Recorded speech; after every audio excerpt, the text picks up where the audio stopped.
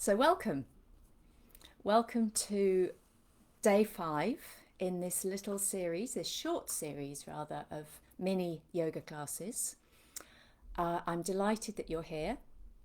A little bit later than intended this morning because I had some technical issues, but we are now here and live. And today we're going to be looking at the senses of proprioception and interoception. And what that actually means is that we're looking at what I mean when I say, which I do all the time, that yoga is about listening to our bodies. What am I really talking about? And why is it such a big deal? So, if you don't already know me, my name is Helen Davis. I'm the founder of One Step Forward, and I am obviously a yoga teacher, but I'm also a clinical hypnotherapist, and I've always been fascinated by the way that both yoga and hypnotherapy give us a way to tune into our bodies, to our minds, to what's going on, help us to make space, physically, mentally, and emotionally. And this area, what's actually going on in our bodies, in our brains, is a really interesting part of that whole process. So, as with the rest of the week, we're going to have 5 minutes of fast facts starting in 2 or 3 minutes, and then we're going to have 10 minutes of slow yoga. And do stay with me till the end of today's session. I will be sharing information about how, if you've enjoyed this and you'd like another opportunity to do a bit of practice with me that isn't quite such a short time, how you can join one of my classes completely free.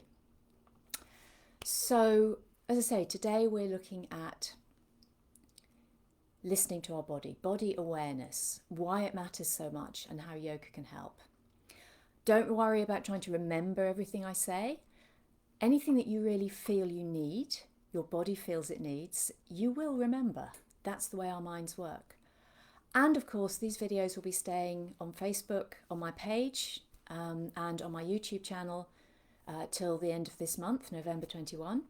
And then after that, they will be available indefinitely inside my Facebook group, Make Space, Prevent Burnout, and also to all subscribers to my yoga classes. So for today's practice, you may notice I've got a chair behind me again. It's not essential, but it might be helpful. We're going to be doing a little bit of balancing today, so it can be helpful to have a chair or a wall or something so that your focus isn't on keeping balanced, but your focus is on the other things we're talking about. And if you have a yoga mat, please be on your yoga mat. If not, make sure you're not going to slip, so no socks and wooden floors or anything like that.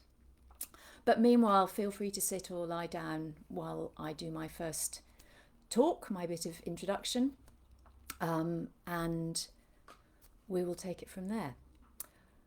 Okay, so I think I'm going to start because I know I've got a lot I've tried to cram into 5 minutes today, and into the practice. So I'm going to start now, and I'm going to start.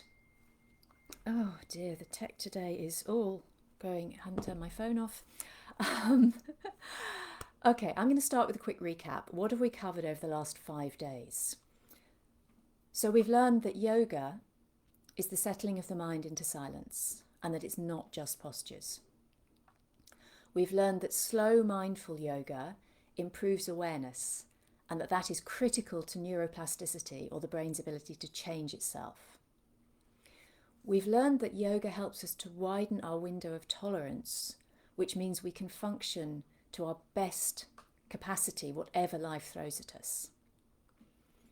And we learned yesterday that yoga slows our breath, improving vagal tone and heart rate variability, which are all symptoms and signs of good health and that all-important homeostasis.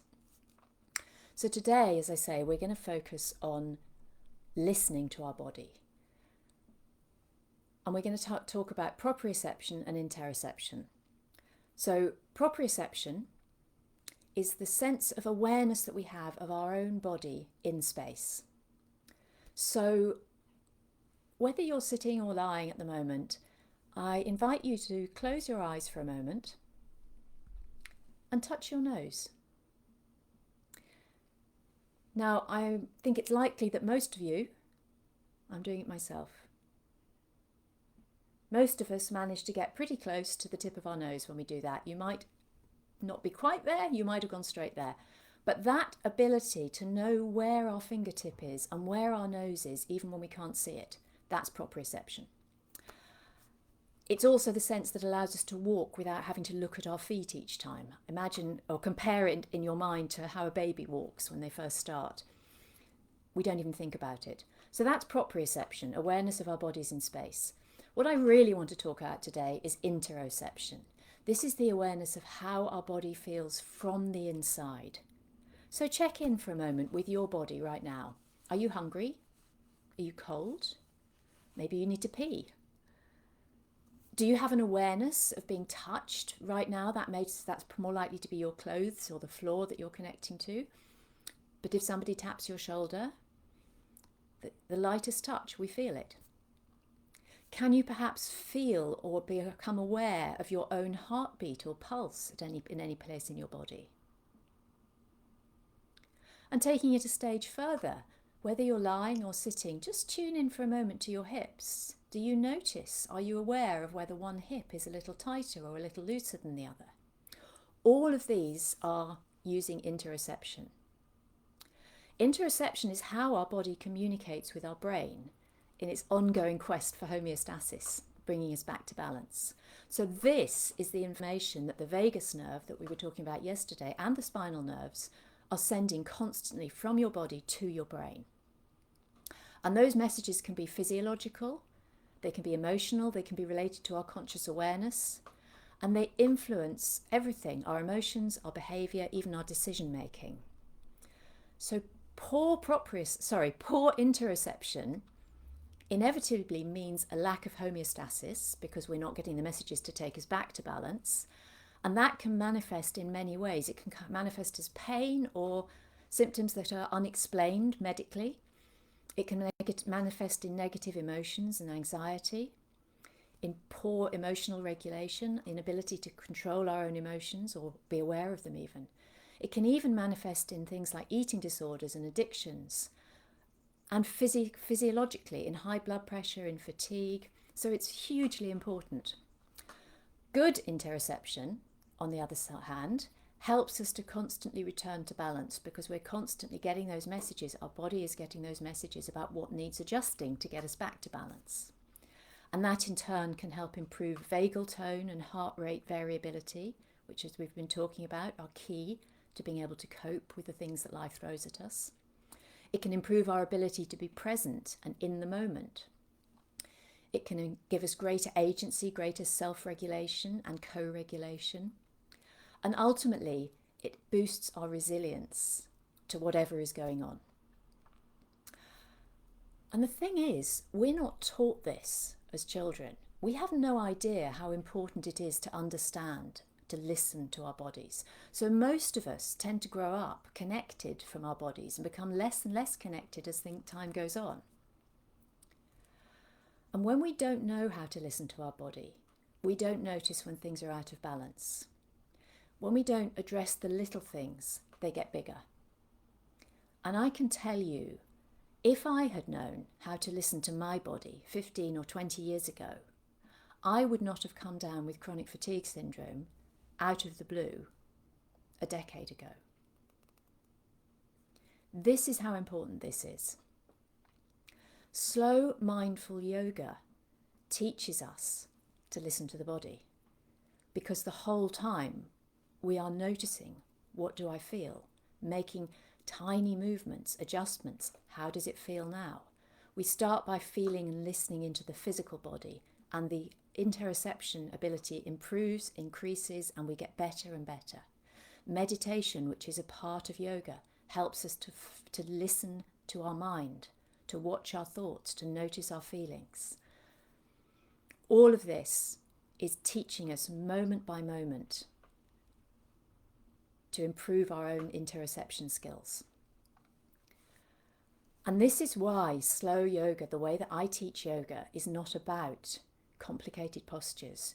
We might do some things eventually when we've worked up to them, that are visible, recognizable yoga poses. But even those we do in a way that is totally mindful of the body. Vanda Scaravelli, who inspired this approach to yoga, one of her most famous quotes is, "Do not kill the instinct of the body for the glory of the pose. It doesn't matter whether your leg is up here or down there. How does it feel in your body?" Yoga is not about postures. It is a settling of the mind into stillness so we can listen to the body. Okay, so let's practice. I invite you to come in an easy, comfortable and gentle way to your feet. Make sure that you bring your head up last. I'm going to move back. You won't be able to see quite all of me, but hopefully you'll be able to see enough of me to follow what we're doing together. So coming to stand on your yoga mat, feel your feet first of all. Let your feet be about hip distance apart. So you can see that I'm coming straight down from my hips to my legs. They're not further apart, they're not closer together. Can you feel the soles of your feet connecting to the ground? Just stand there for a moment. Notice your knees. Have your knees pushed right back? Many of us tend to brace the knees back when we stand. If your knees feel like they couldn't go back any further, can you just release them a little bit? And does that maybe let the tailbone drop a little, the breastbone lift? So the legs are still straight, but the weight comes slightly off the knees. Lift out of your ankles, release your shoulders, breathe.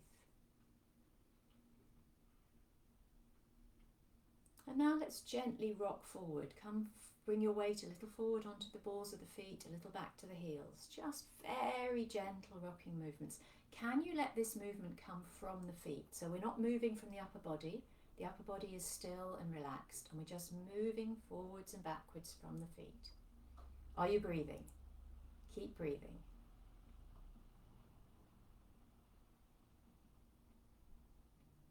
And then gently rock back to centre. Check in with your knees again. If they pushed back, do they need to release a little? They will do it every time if it's what they're used to doing.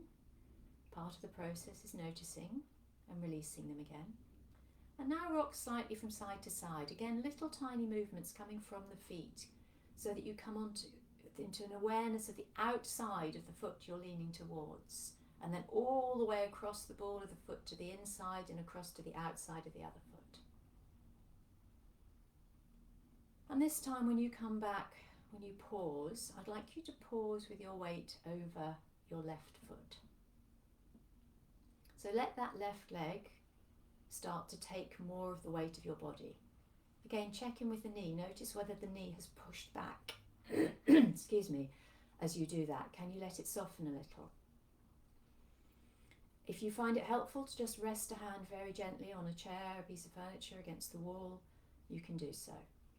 Let that left foot gradually start to take more and more of your body weight until you can literally release the right leg from the hip, let the right heel peel away from the ground and the right knee bend. Are you still breathing?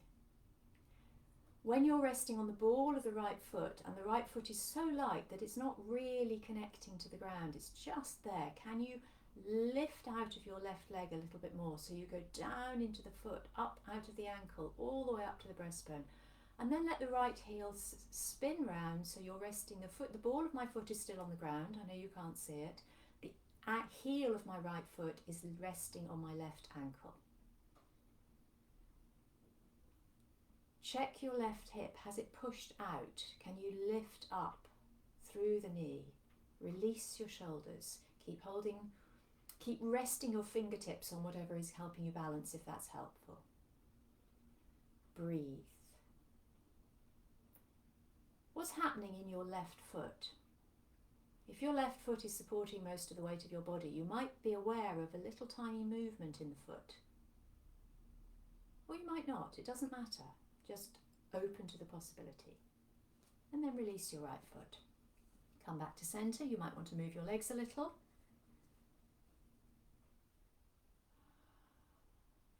And we're going to come onto the right foot. Connect down into the ball of the right foot, lift up through the body, check that knee, release it a little if it's braced. Let the left heel lift so that the right leg is really supporting you, and then turn the left foot, the ball of the foot, so the left heel is resting on the right ankle. Release your shoulders, give them a roll if you feel that they've tightened. Do whatever you need to relax them. And again, feel down into the right foot, so your right foot is really supporting the whole of your body, and the left foot's just there like a bicycle stand to stop you from toppling over. And then release that foot again, come back to centre. We're going to do that again. Well, we're going to come back onto the left foot again, the left leg. Let the whole of the left leg support your body. Soften that knee a little bit, so we're not bending the knee, we're just, if it's gone back into a brace position, just ease it forward a little bit so that your knee is right above your ankle and not pushed back behind it. And then if you want to, you can either repeat what we've just done, or if you feel you'd like to, you can let your right hand just rest in the front of your right thigh and let your knee float up to meet your hand. And pause there for a moment.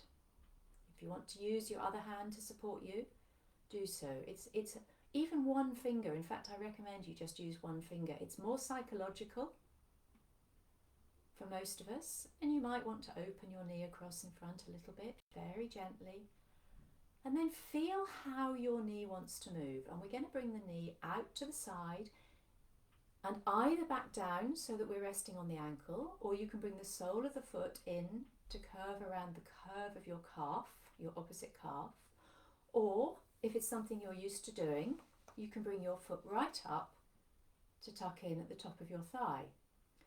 But tucking in your thigh is not better than coming into the calf. In fact, often the calf is a better place. What you don't want to do, however, is put your foot on the knee, because that will lose you your balance. So resting your foot wherever is comfortable for you, and maybe you're feeling hallelujah, after 5 days we're finally doing a yoga pose. I hear you. Breathe through the sole of your left foot. If it feels comfortable to you, you might want to let your arms come in to help you balance. If you do that, you will probably feel your left foot moving a lot. That is proprioception. That is your foot constantly adjusting to keep you balanced. The awareness of that movement is interoception. And then release your leg. So I'm slightly cheating on my time today because I haven't got time for us to do the other leg and for me to finish on time. So I'm going to invite you to do the other leg either as I continue talking or in a moment in your own time. Because I want to finish up by recapping once again what we've covered this week, and by sharing with you how you can do some more yoga with me completely free to see if it's something that you would like to have more of in your life. So our final recap. On day 1, we learned that yoga is the settling of the mind into silence, and that it's not just postures. On day 2, we learned that slow mindful yoga increases awareness, which is critical to neuroplasticity, the brain's ability to change. On day 3, we learned that yoga helps us to widen our window of tolerance so we can function to our best possible ability, whatever life throws at us. On day 4, we learned about the vagus nerve and how slowing our breath can improve vagal tone and heart rate variability and improve our body's ability to return to homeostasis. And today, we've learned how slow yoga teaches us to listen to our body, which helps us to take responsibility for our own physical and mental health. So if you feel that you need some more slow yoga in your life, I invite you to join one of my online yoga classes. They take place twice a week. And as a viewer of this series of of lives, of videos, I'm inviting you to join me completely for free for 1 week's worth of classes. So if you would like to do that, if you'd like to find out more about any of the things we've talked about, there's a link in the notes for this live. I'll add it in a comment below as well. And please click on the link, connect with me. I would welcome any questions, any feedback. And I'd love to know what your biggest aha moment was, or the most interesting thing you came across during this week. And I'd really love to welcome you to one of my online classes. Thank you for being with me this week. I've really enjoyed it.